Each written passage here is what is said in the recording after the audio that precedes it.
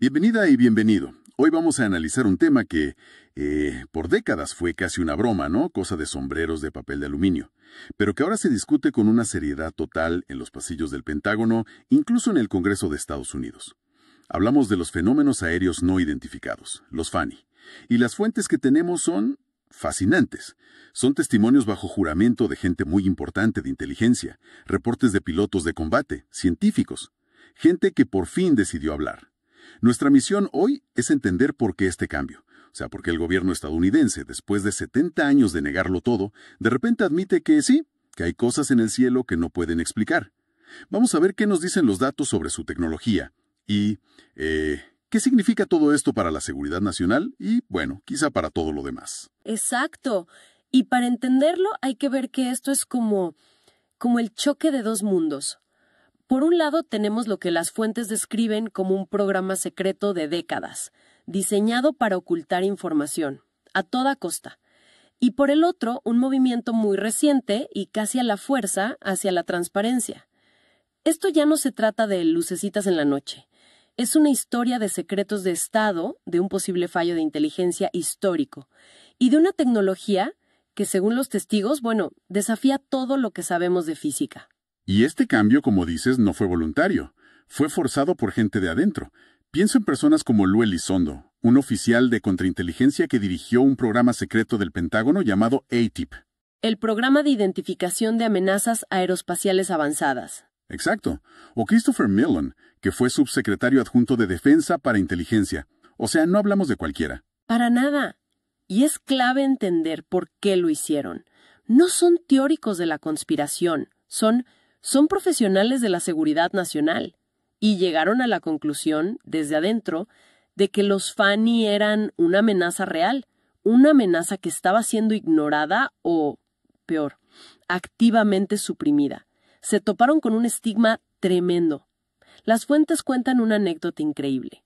Un alto funcionario del Pentágono les dijo textualmente que no siguieran investigando porque el fenómeno era obra del diablo. No puedo creerlo. Sí, que estaban entrando en el terreno de Satanás. O sea, la negativa no era científica, era casi religiosa. Y este programa, el AATIP, fue patrocinado en secreto por el entonces líder del Senado, Harry Reid. Analizaron datos militares clasificados por años, casi una década. Y sus conclusiones, según Elizondo, eran explosivas. Sí. Que los objetos eran reales, que sus capacidades eran extraordinarias y que, en su opinión, no eran de fabricación humana. Uno pensaría que con eso sonarían todas las alarmas en Washington. Pues pasó todo lo contrario.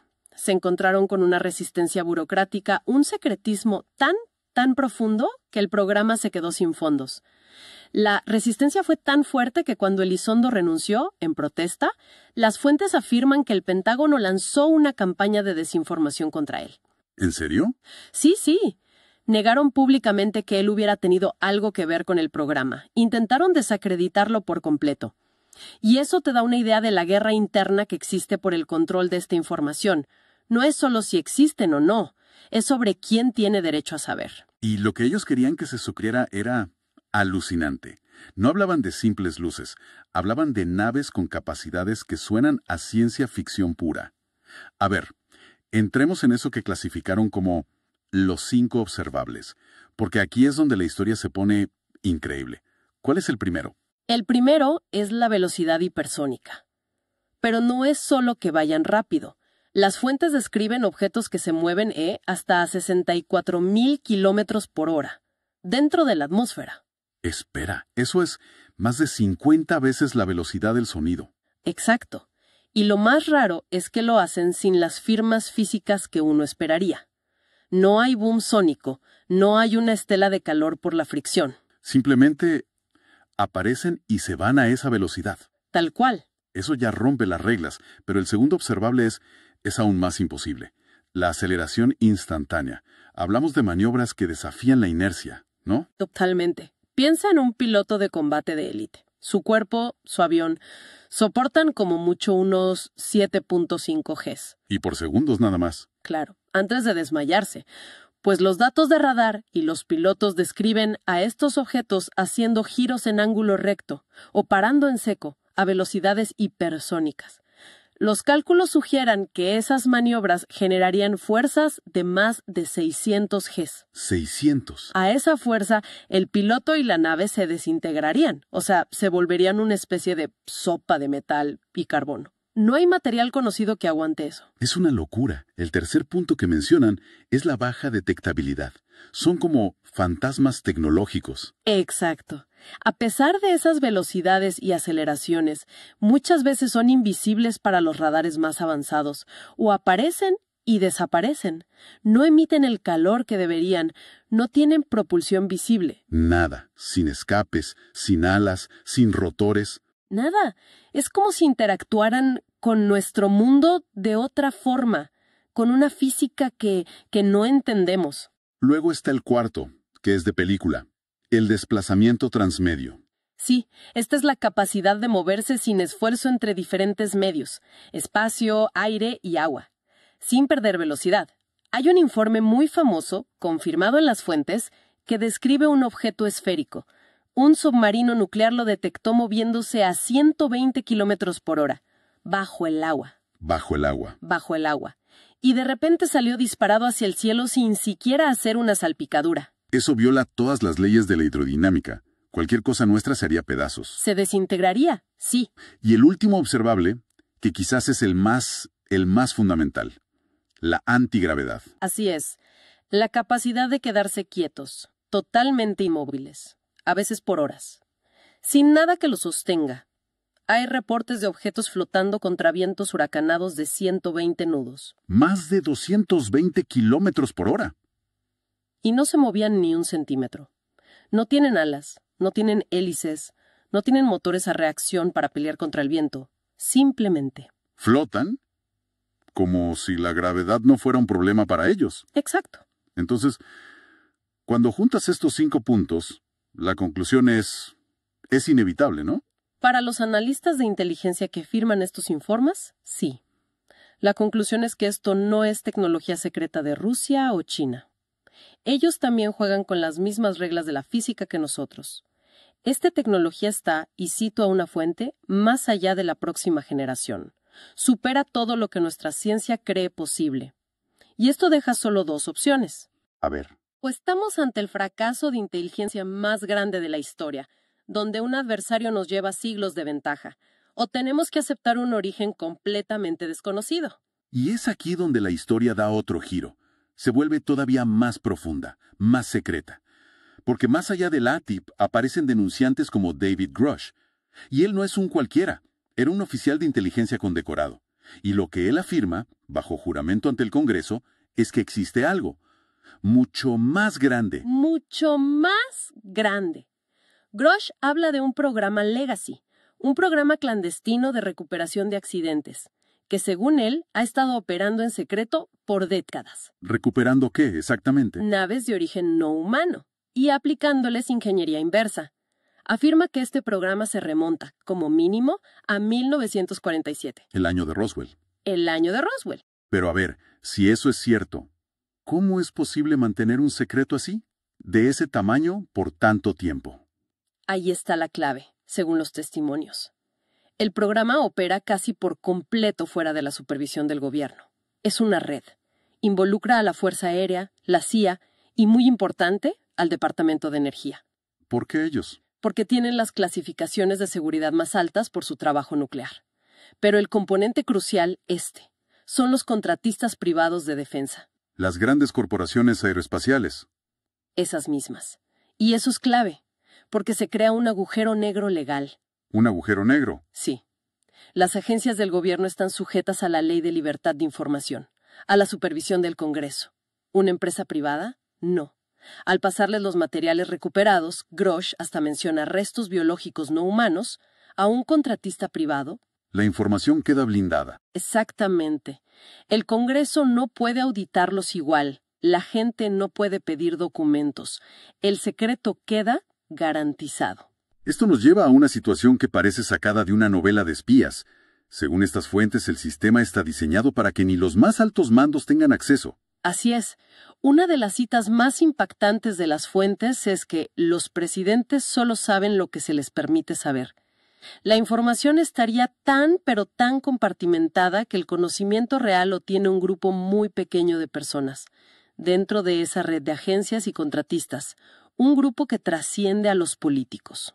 Claro, un presidente llega y se va en 4 o 8 años. El programa, según esta teoría, busca la continuidad del secreto, por generaciones. Y mientras todo este secreto se mantenía, los objetos seguían apareciendo. Hay un patrón que se repite en los informes que es particularmente inquietante: la conexión nuclear. Sí, eso no es casual. Es uno de los patrones mejor documentados y de los más alarmantes. Hay una presencia constante de FANI sobre instalaciones nucleares estratégicas de Estados Unidos. Silos de misiles, bases de bombarderos, zonas de prueba. Exacto. Y los testimonios de los militares que estaban ahí te ponen la piel de gallina. Uno de los incidentes más famosos fue en la base de la Fuerza Aérea de Malmstrom, en Montana. Ahí, 10 misiles nucleares intercontinentales, cada uno en su silo, quedaron fuera de servicio. Se apagaron, uno tras otro, justo cuando el personal de seguridad reportó un objeto rojo brillante flotando sobre la base. Imagina el pánico en esa sala de control.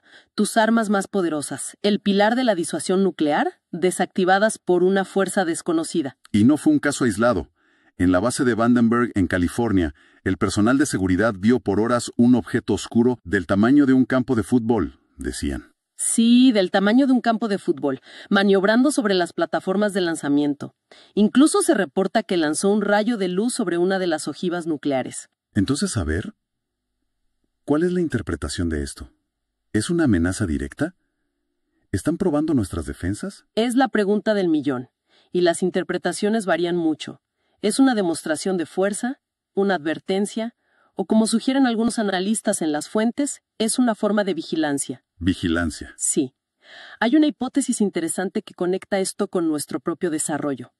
Han pasado unos 80 años desde que detonamos la primera bomba atómica, y desde entonces nuestro poder para destruirnos ha crecido de forma exponencial. Claro. La teoría que se plantea es que una inteligencia externa, sea cual sea, podría estar monitoreando nuestra capacidad nuclear, con preocupación, quizá por nuestro potencial de autodestrucción.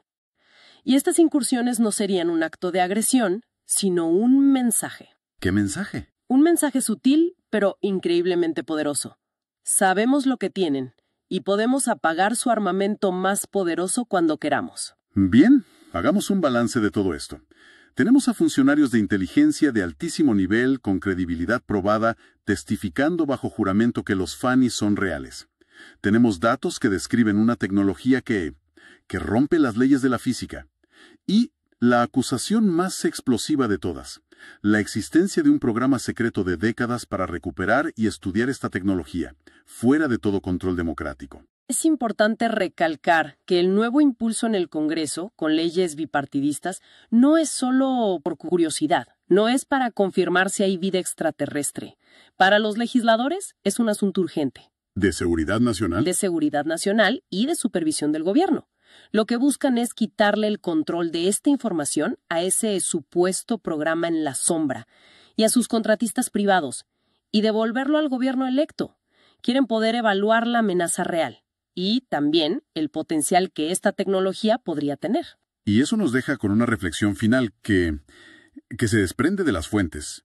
Una de las teorías sobre cómo funcionan estas naves es que no viajan a través del espacio como nosotros. Se especula que podrían crear una especie de burbuja de espacio-tiempo a su alrededor, deformando la realidad para moverse. Si algo así fuera real y se pudiera replicar, no solo cambiaría el transporte. Cambiaría todo. La base misma de nuestra civilización, la energía, la medicina, la guerra. Y esa es la pregunta que queda en el aire, ¿no? La que quizá explique el secretismo de décadas, si este conocimiento finalmente se hiciera público, si la humanidad tuviera acceso a esta tecnología. ¿Qué carrera empezaríamos primero? ¿La carrera por usarla para resolver nuestros mayores problemas, como la energía limpia o la exploración espacial? ¿O la carrera por convertirla en el arma definitiva? Un poder que podría desestabilizar el mundo para siempre.